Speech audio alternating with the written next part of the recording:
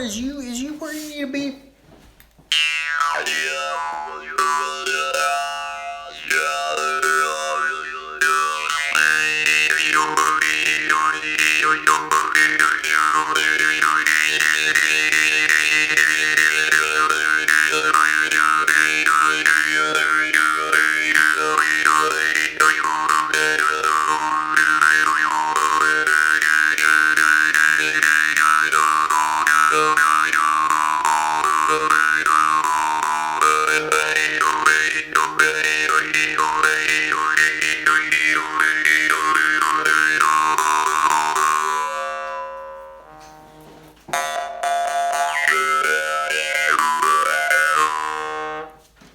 Oh, how are y'all doing? It's Friday night again. We're going on just a little bit later tonight. One of my friends, hip hop artist Ethan Martin, had a show and went check that out. Enjoyed some good noise. Now it's time for some harping. I drank a little bit of caffeine tonight. Normally I reserve the caffeine as far as coffee goes for Sunday, but this is caffeinated harping. And if you look back here, the artwork's still been growing. Harps everywhere. Did a lot of shading. I used lighter colors to start blending all this mess of jaw harp art together. What are y'all up to this Friday night? Cold Friday night, I think. It was 28 right now. Fitting to get colder and then warm up a little bit. What do caffeinated people talk about? They talk about the weather.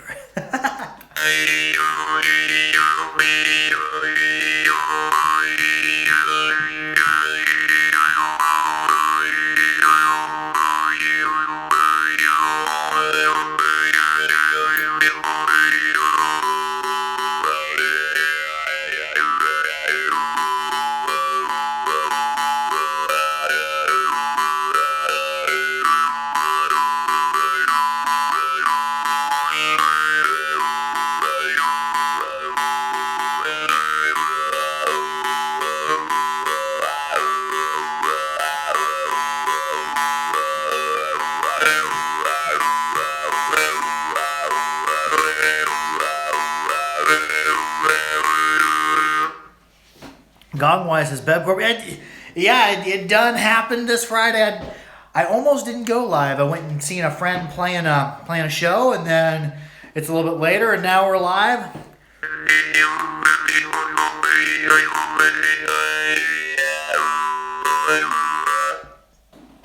Doing a lot of that deep throat technique tonight.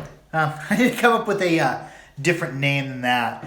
Playing down in the esophagus or down in the throat.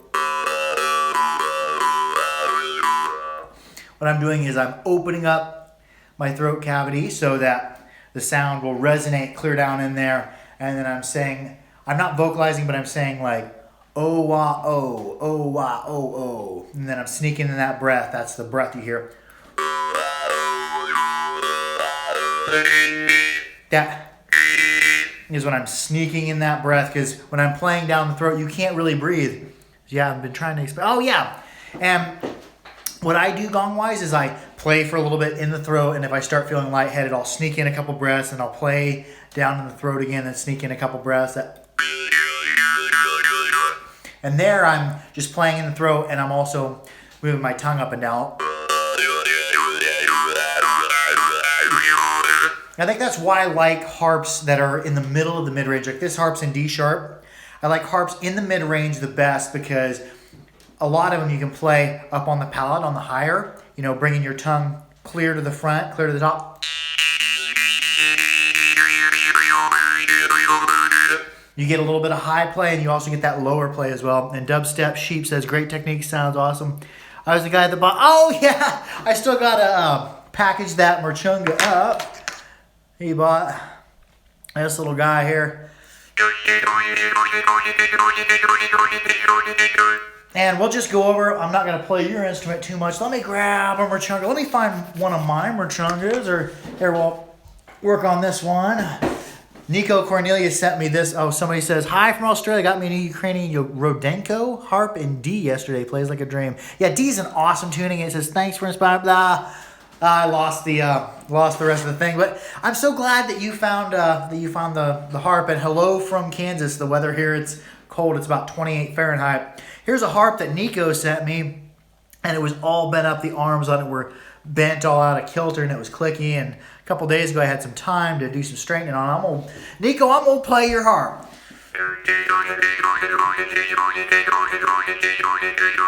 There I'm toot toot toot toot toot toot toot toot toot toot.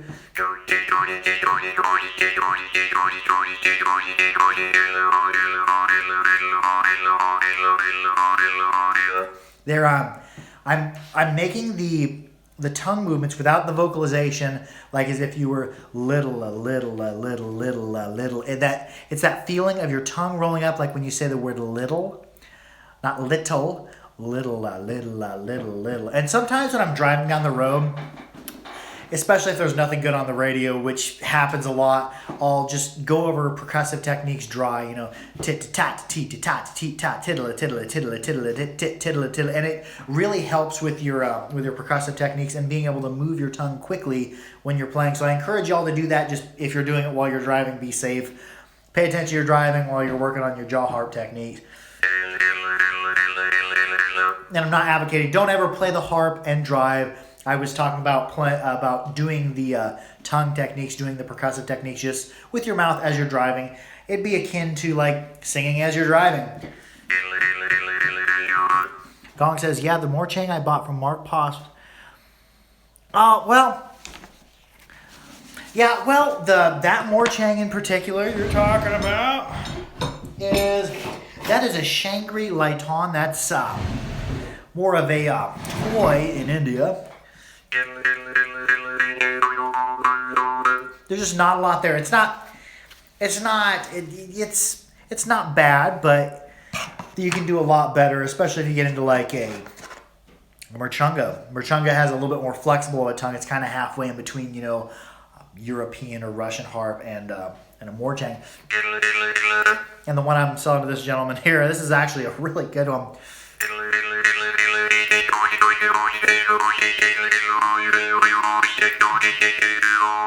And I'll try not to play his harp too much, but there's some cool stuff going on with these harps. This is a Bhupendara from Nepal, and if you look at this hole here, what Bhupendara, and I'm probably butchering the name because I'm from Kansas, I talk like I'm a prairie billy, can't pronounce foreign names.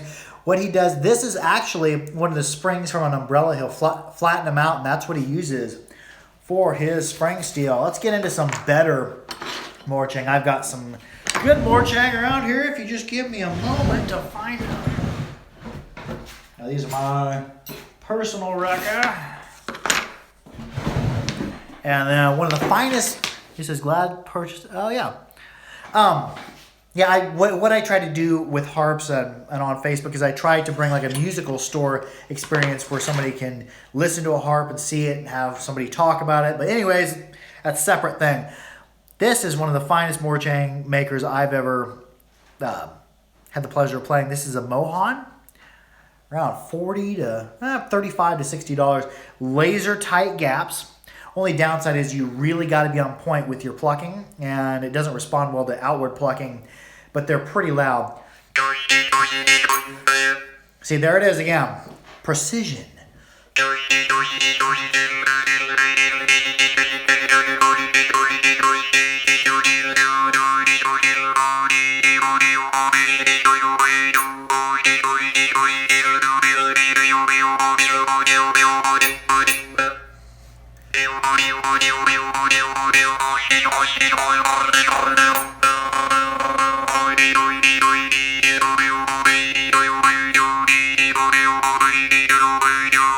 Oh, you're spelling it right there. M-O-H-A-N, Mohan. Some people refer to him as Mohan Lal. Another good one is, and the quality of these harps from Rekka kind of varies. Hey, Aunt Joanne, how are you doing? Speaking of Joanne, she had ordered a few harps for me, and then every time she sent her payment, she sent us baby stuff, which is super awesome. And with the baby on the way, it's never ending. I just finished putting together a glider today, so I'm always doing something having to do with the baby, and he ain't even here yet. But here's a Rekka rhombus.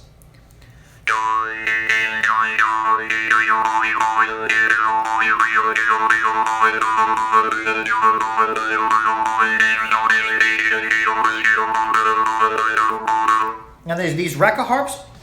They're pretty decent, and one good thing about them is you can play most of them inward and outward. It's just whenever you get one, you have to do, or at least I've had to do quite a bit of cleanup on them because they do arrive rusty, so there's some rust removal and stuff. And I do have some of them still in stock, but you can actually get them moving inward and outward. The Mohan is going to be far more sensitive, far louder, but it's going to take a lot more precision. I don't have the type of Moorchang precision to play it very well.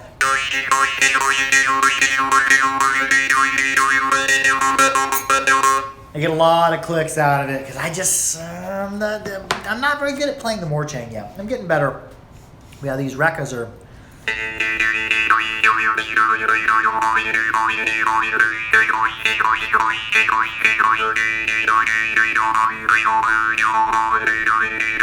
But I have to listen to all these different types before I buy another. Oh, wow. If you're on Facebook, hit me up on Facebook, the Harpery. I get harps all the time. I've got thousands of dollars worth of harps coming. Hit me up on Messenger. I'll send you videos. I'll play harps. I'll talk about them. Like that way you can see a harp before you buy it. And any harps that are lemons, any harps that don't play well, I either fix them so to get them to play well, or deeply discount them, or just let them sit. So what I do is I order lots of harps in bulk directly from makers, and I weed out all the lemons, because almost every maker you're going to get a harp every once in a while that doesn't play well.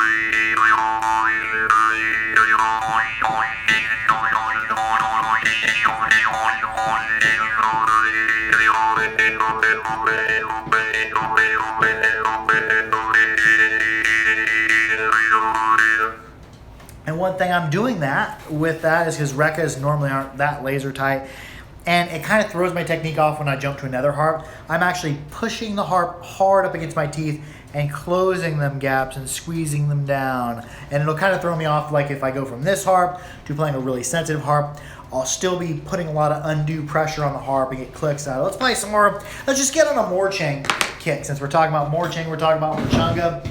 If y'all haven't seen this little guy here, or this little feller, look at this. This is a tiny Moorchunga Neptune Chapata sent me.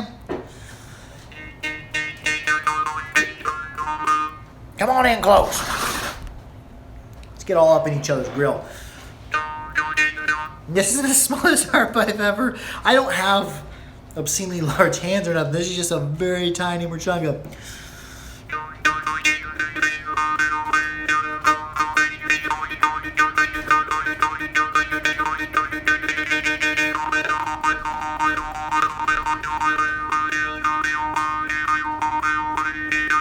What is the pitch? For me to figure out the tuning on this, I'd have to shut my phone off and get my tuning app, because I do have a couple tuning apps that I use for tuning harps.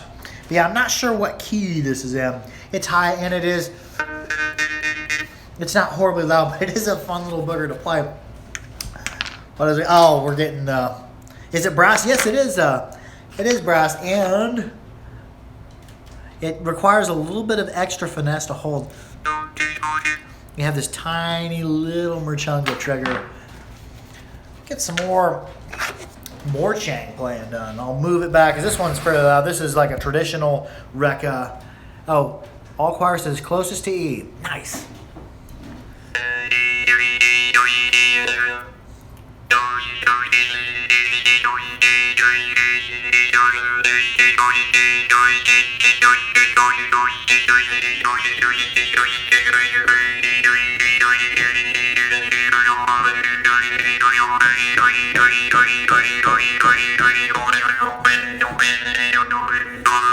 He says, reminds me of the Altai Columbus. Oh, are you referring to I'm gonna have so many harps to oil because I'm just frantically grabbing harps and playing them. I had some coffee right before this. I normally don't drink coffee except for on Sundays to get stuff done, but tonight for the live feed, you get to see me caffeinating. The whole Bev family is really sensitive to caffeine. This is Pavel Pokin Altai Hummus. Altai Hummus. And I kind of customized the trigger on it. I gave it a slight recurve. And it's a little bit shrill.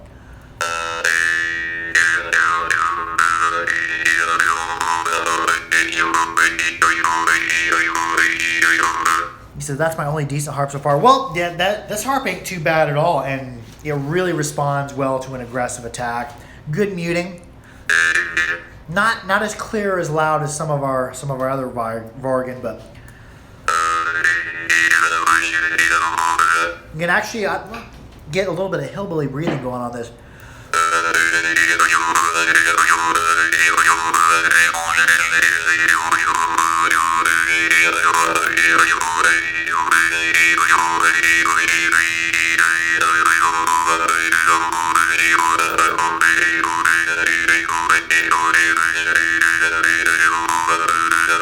Yeah, it is. It's a really fun harp, and it's not always how much you spend on a harp. It's how you play it, how you connect with it. Yeah, I have played this harp to no end, carried it around my pocket, bent it, had to re-straighten it back out.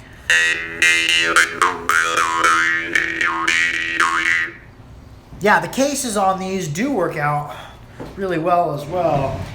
And I wish I could find, because I only deal when I ordered harps for the store. I don't even know where my case is at. It's in a box somewhere. I only deal, somebody says, does the tightness on the measurement on, oh, I think somebody asked, does a tighter space in between your embouchure and reed make it louder? Yes, it does, because what this reed is doing is it's compressing air and making clicks all along there. So if you have a harp that has really, really big gaps, you're going to get a duller sound and it's not going to be crisp. Like, see, like Masco, look at the gap width on that. You can't even really see through them. Very, very sharp, loud, piercing.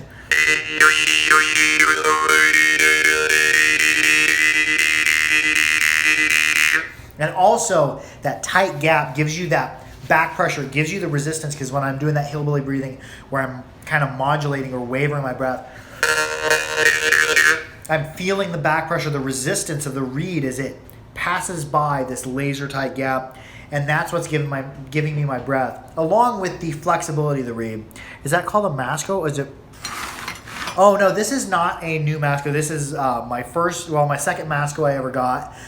It's from my personal collection. I did get, during the last Black Friday sale, I did get rid of one of my personal Mascos, like my favorite harp. It was a Masco Norievsky, a short one in D sharp. It was absolutely awesome. But the person who got it really enjoys it, and it helped raise money, so I get all these orders coming in. I've got Natochi, a new maker. I said, I bet. I got a new maker called Natochi coming in. I got like 14 harps coming from him. And I'm trying to seek out makers that I've never heard of before, and a lot of aren't available in a lot of online stores. I got more Olegs coming in. The Olegs are going to have gnarly cases. Sergei Davidyuk, and I probably mispronounced that. He made cases that look like faces for them. I got Veskovich coming. I've got Makseyev's coming. Babayev orders being processed after the first of the year. Gonna have 60-some Masco coming, all different varieties. Real exciting, but blah, blah, blah. This ain't about selling harps. This is about playing harps. Back to the breathing. What I look for in a breathy harp is I look for really tight gaps, and also either medium stiffness reed or a more flexible reed, because you got to have that back pressure, you got to have that resistance to breathe up against.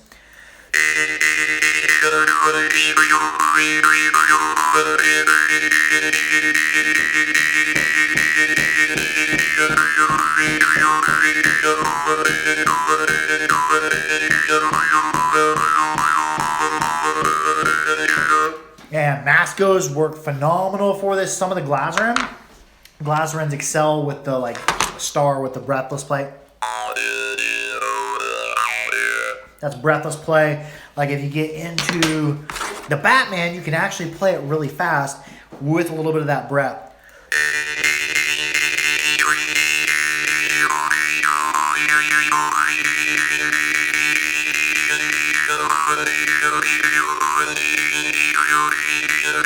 Oh, yeah, I've got a whole bunch of Lighthouse for sale, actually. Looking forward to the Oleg harps. Oh, yeah, that's the other thing that I did is I got rid of the Oleg that I kept in D for my personal collection. Somebody really wanted them. I'm like, oh, yeah, I'll sell it to you. I got like 7 or 8 more coming, and they all have cases with them, and some of them have like gnarly looking faces. They're made by a case maker called Sergei David. Somebody asked, do I have Lighthouse left? I have lots of Lighthouse left. And Lighthouse is one of those Glazerins where this has got a pretty flexible reed, especially as far as Glazerin go. Like a lot of the ones like the Rainbow, the Batman, they have, you know, a medium stiff reed, which is awesome for fast attack and a little bit of breath. The Lighthouse has more of a flexible reed, so you really got to slow your technique down, take your time, but it does give you the advantage of on a cheap harp. You have, because the Lighthouse is not an expensive harp, you got a little bit of breath in there, you've got decent sensitivity, you got some range. It is kind of limited in spectrum. It's not going to be a big range like Star has a big range. The Alpha has an enormous range. Alpha, I've got a couple of Alpha coming, and I'm going to definitely keep one for myself and not sell it because I was really impressed with the Alpha. I've also got what's called a Petrol coming, which a lot of places call it a Shearwater Hard. When I told Glazer, they're like, oh, yeah, I want a Shearwater Hard. He's like, well, what is Shearwater Hard? And I had to look it up. Oh, it's Petrol. And this is not a Petrol. This is Lighthouse. Let's just go ahead and let's give a little bit of range. And going from playing these stiff reeded Moor chain to playing this, I'm probably going to get some clicks because I'm putting a lot of pressure.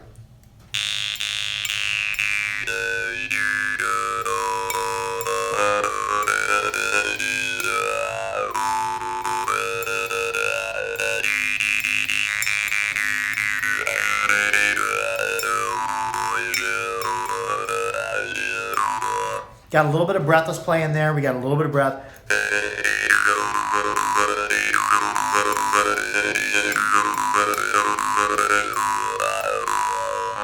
So for being on Glazerin's lower end or more budget friendly stuff, I do like the Lighthouse. It's not going to give you the only downside is on the Lighthouse is it's got a more of a flexible reed. It requires a little bit more precision, which that's a good thing. It teaches you precision, especially on a lower dollar harp, and it's got a little bit of range, it's got a little bit of breath, it's got a little bit of everything in there. It responds well to breathless play, decently sensitive as well.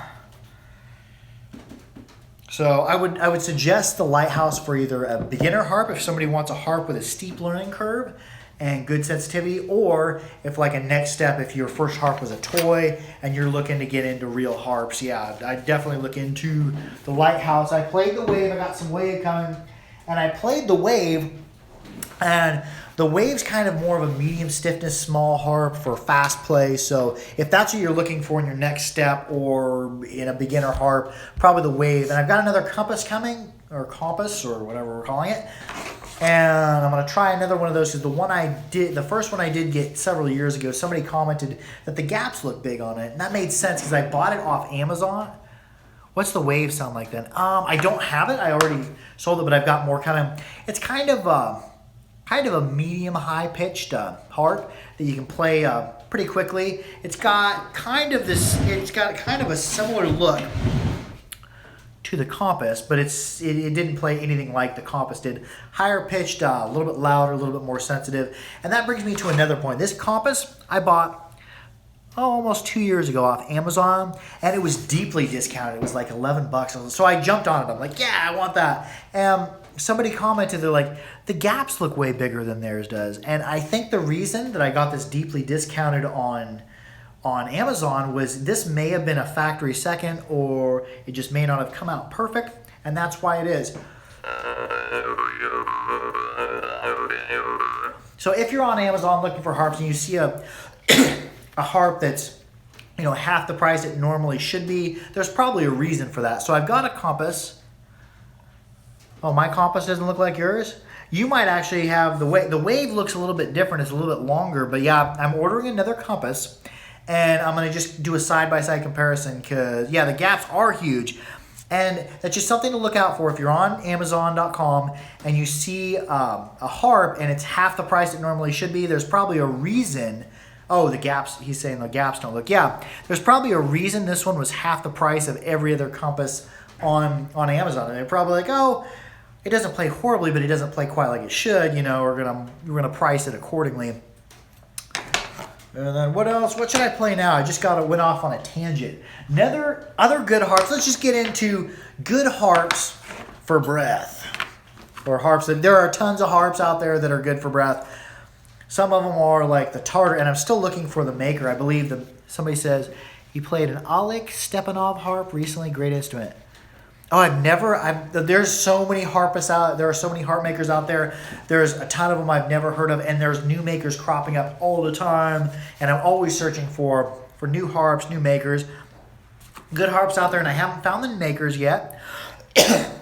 This is the Tatarstan bass and Tatarstan standard. I believe they're made by somebody named Mustafin.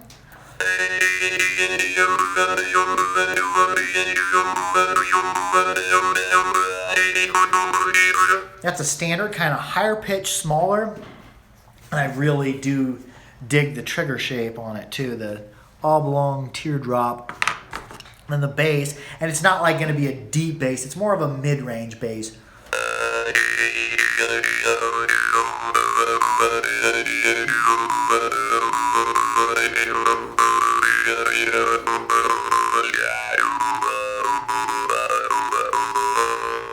And what else do we got? Oh, as always, Salagi Blackfires are good breathy harp, tuned harp. Sets of them are fairly reasonable. Now these aren't like a lot of the Russian Vargan. They're not ornately decorated. Somebody's like, I was looking at a real low bass one. I'll see if I can find the name. The Zalagis, they're not really decorated like some of the Russian Vargan are. They're just a dang good harp. Loud, crackly. Let's check bell ring. Pretty decently clear bell ring. I'd say Tartar bass probably has a better bell ring. Somebody says, I like the sound of the Salagi Chancellor a lot. I do as well, and it was the Chancellor was my first real harp. Let's see if I can find it. And let's just see a little bit of history here. My first harp was the Hobby Lobby mouth harp, like $8. Absolutely stiff trigger, not much sensitivity. I played the heck out of it, and then I got a hold of Mark Poss at mouthmusic.com, and he turned me on to the Salagi Chancellor. It was an excellent next step. I actually don't sell Salagi harps out of respect for Mark. Mark from mouthmusic.com is a good friend of mine. I'm not stocking anything that he stocks. He stocks Chancellors, Blackfires. I stock more Russian Vargan and whatnot, and Ukrainian Vargan. I don't know if they call them Vargan over in Ukraine. I'll have to ask some of the makers, but here's a Salagi Chancellor, a really good Austrian pattern made in Hungary.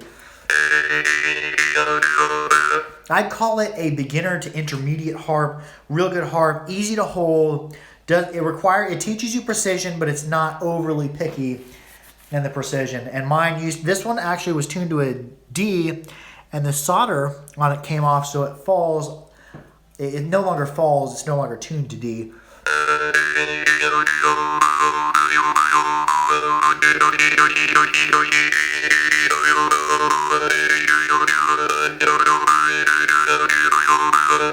little bit of breath in there.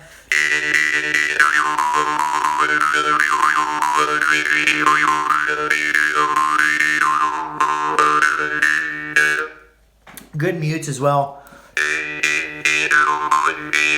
Somebody says is only listed as ultra bass. Yeah, I don't know. It may be a Plenahov. Plenahov has an ultra bass. There's several makers out there that are calling harps ultra basses.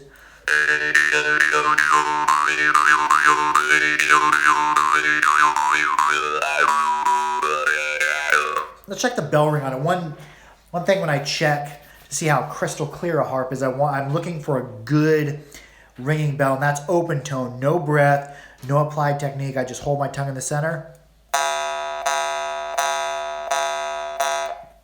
Not a bad bell ring. We'll check it against Blackfire. Blackfire is a more expensive harp. It has a better, cleaner bell ring. We'll check it against the Tartar bass.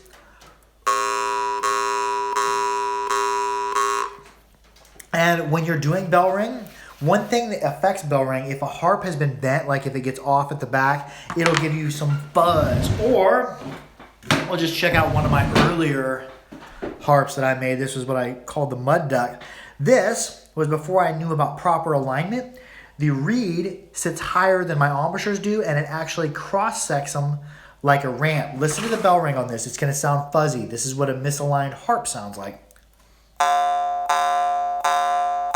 Not a clear bell ring. We hear a sort of fuzz in there because the reed, I'm all caffeinated, if the reed is misaligned with the embouchures, and as it's making its waves across there, it's making them out of time. A reed needs to sit dead flat so that it's making its waves in time. If not, when the reed's vibrating, it's making its sound waves out of time, and those sound waves, instead of being in sync with each other, they're hitting each other and canceling each other out. You have frequencies working against each other. That's where you get that.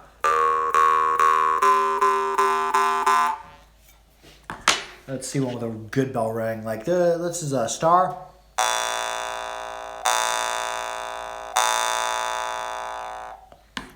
Mascos have good bell rings. Yeah, Masco that rings clear like a church bell.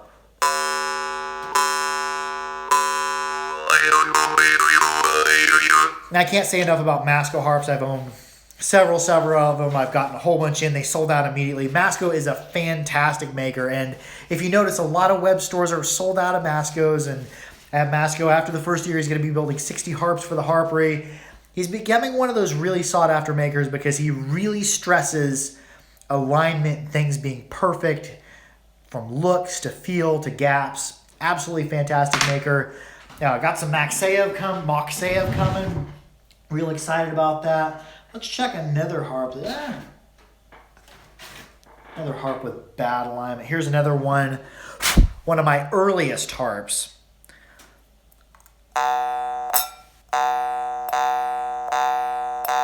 There we have that fuzziness, because then again, I didn't know to keep a reed dead flat. You can probably see it from there. It's like a ramp coming down.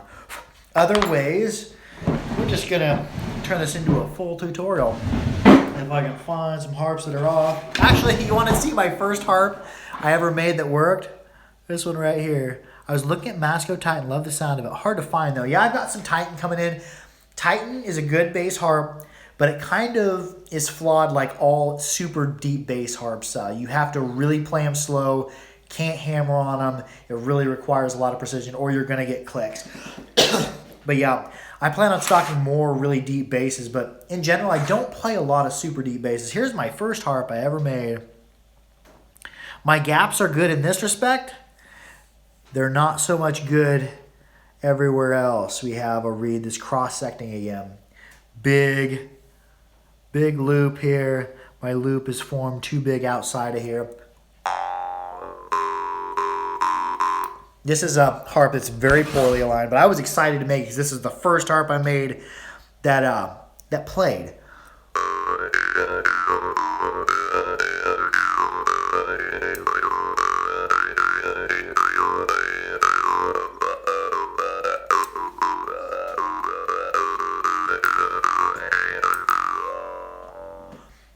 A little bit of history there. First harp. I about cried when I made this harp. When I had this harp and I got it all formed up and I put it to my mouth and I got a little bit of noise out of it, I about cried because by that point I was a couple weeks in. I had butchered so many harps just trying to bend them to even get one formed. Tried to crimp reeds. Didn't work. And I was just so happy. Like, anyone who's tried making a harp and has failed a ton of times will know the first time you get sound out of a harp, it's just so super awesome. Let's play some more harps. Let's get into some deep basses here. A sloggy by call.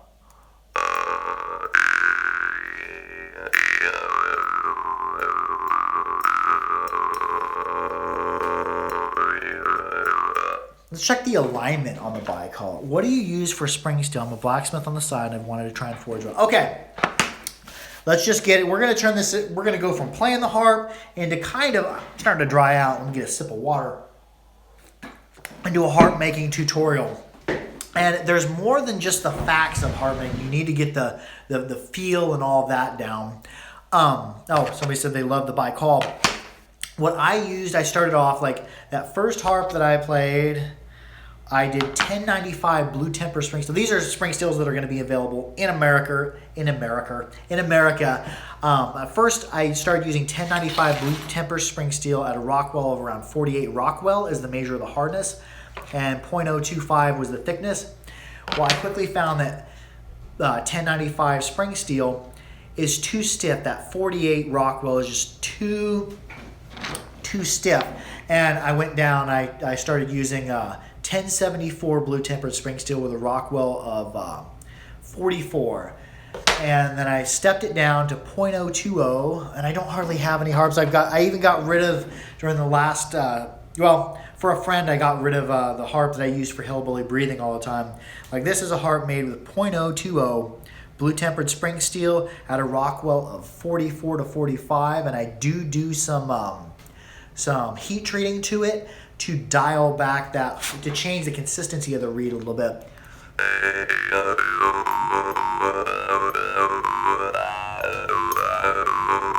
And Wild Bill says, oh, yes, there was another dude on here that was a blacksmith. And I am by no means a blacksmith. I've never forged anything. All my bends I do cold. And then I do part of my heat treat. I'm tempering it, so I'm actually releasing the stress of the bends too. And after I get done with my heat treat, it'll actually change my gaps to tight. So I don't always go all the way tight with my gaps, because if not, after my heat treat, I'm spreading things back apart. And what else? Yeah, as far as spring steel, what I found to work the best in American available spring steel is .020 or .025 1074 blue temper spring steel with a Rockwell of around 44, 45. Somebody said, I lost it.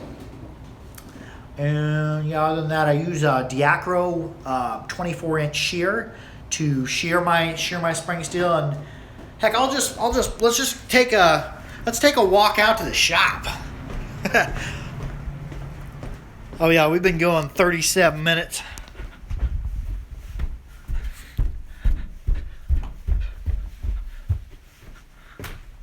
Hello, my sweet. I'm live. Let's take a gander at the shop. Oh, we got more people joining us just for me walking up the stairs. I'm going to have to walk up the stairs more often. Here, up here's my light. Need more light in the shop. Okay. Here is my shear. I've had the best luck so far with a Diacro, and Diacro makes fantastic stuff. Got this one used off the internet for about $1,700. If you look at the part of this that holds it down, it comes like a knife blade, very, very close to the edge. A lot of your bigger sheet metal shears, and I do sheet metal for a living as well as part of heating and air, you have bigger hold downs here. Well, this hold down that's at an angle works really well, especially if you're shearing, like, say, off a bandsaw or something. I have used bandsaws in the past. I didn't have much luck with the bandsaw because it's too stiff. It was too springy, but I've heard that some people will take that and they'll thin that down proportionally. I was talking to Dennis Plenahob, and he'll, leave it at full thickness at the back and then start to thin it down proportionally. And I've heard that his harps have really good reed stability. And let's move on here. Another thing you'll want if you harp build, good grinder. What I've been using is grinder wheel on one side, brush on the other. Really comes in handy, especially when forming the ends of harps. Like, here's an example of one that's all done. with the grinder and also with the wire wheel. Then I cut some decorations in there. After I get done bending them, and I've got them all hung up back here, they look about like that. And they're not that perfect when I get done bending them. A lot of the perfection comes with your adjustment and your vise. If you're gonna be building harps, I would say get yourself a good vise. What I use here for bending, this is a Diacro 1A.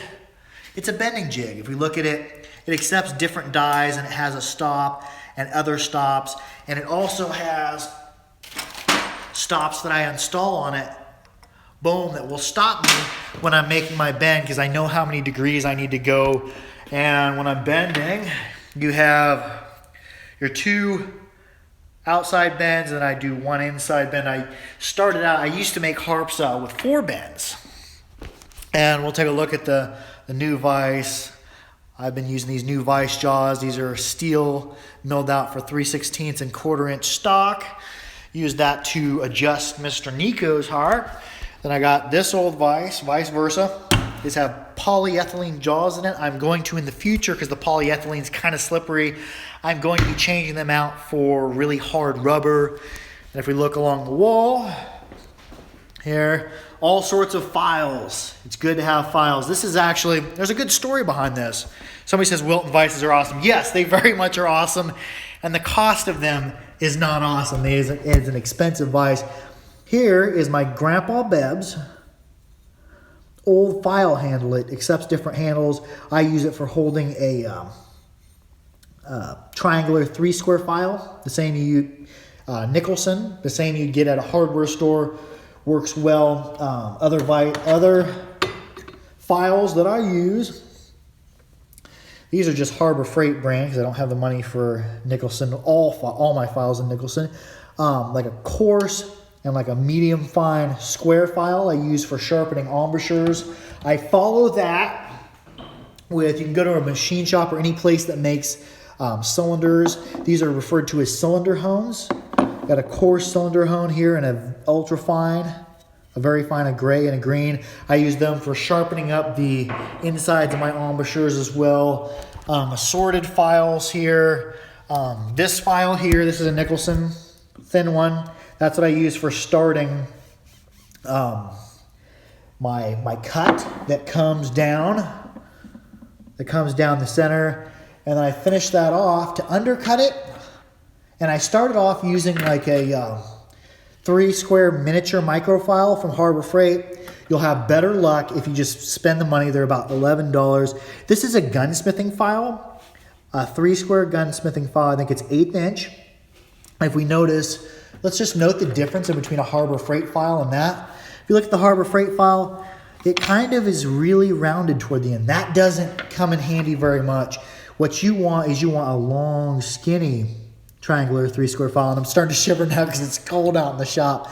Yeah, that Grobet is a gunsmithing file, 3-square, 1/8 inch, works fantastic because you can start just on the end. You can take off just a little bit of metal. And moving onward, we've got all sorts of little files. I keep round little files, squares, all that. That's how I do a lot of my designs, cut into my harp. I've had real good luck with this. Is just another Harbor Freight tool. I don't like Harbor Freight, but I don't have a ton of money, so this is an engraver. I use it for cutting, like doing decorations. See if we can get this picked up. Doing decorations on the side, engraving tunings, all my harps. I engrave tunings now, so you can just look at a harp and know what tuning it is, because I can't do it by ear. Safety glasses are a must. You must have safety glasses if you're making harps, if you're cutting, if you're grinding. Make sure you're protecting your eyes. Don't protect them. Don't start protecting your eyes after they're gone. And also hearing protection. My wife she's a speech language pathologist, deals with hearing.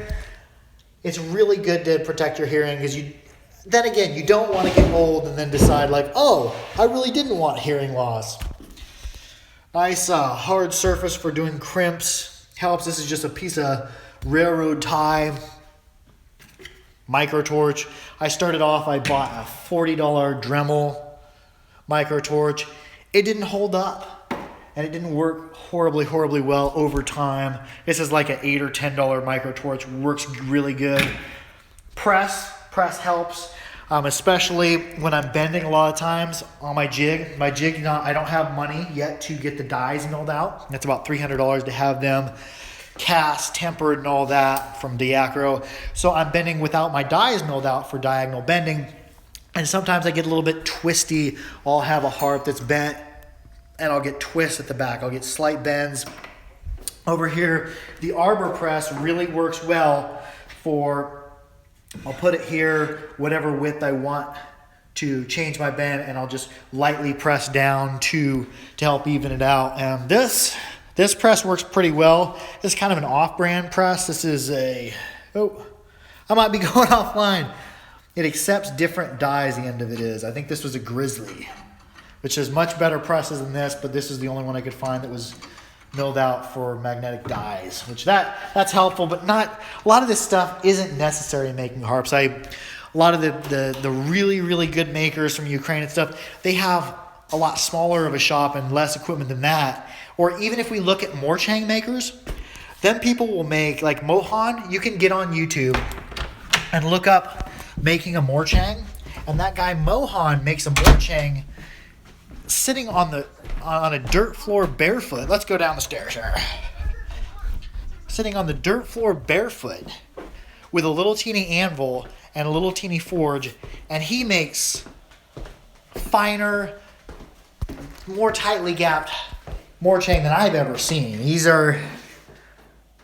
His gaps rival some of the finest Russian Vargan I played, and he does that with the bare minimum of tools, basically with files, a forge in the dirt, and little hammer and anvil. So it doesn't take it more. I think what's more important when you're making harps, and I kind of went off on a caffeinated tangent here, what's more important when you're making harps is take whatever tools you can get your hands on, whatever materials you can get your hands on, and manipulate them to work for you.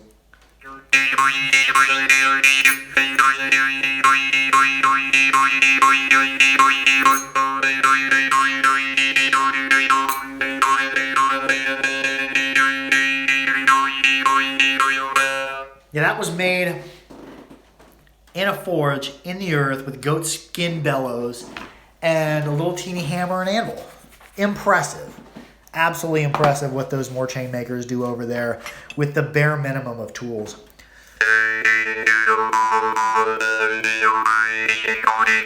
Same if you look up people making Morchunga. They're doing it the same way, sitting on the ground with little anvils, little forges. Very, very impressive. Anyways, I played so many different harps this evening, and it's about time that I need to start oiling them up, putting them up. I love y'all. Thanks so much for tuning in. I hope you enjoyed the Harpery. Have a great weekend. Be good to each other. Harp out.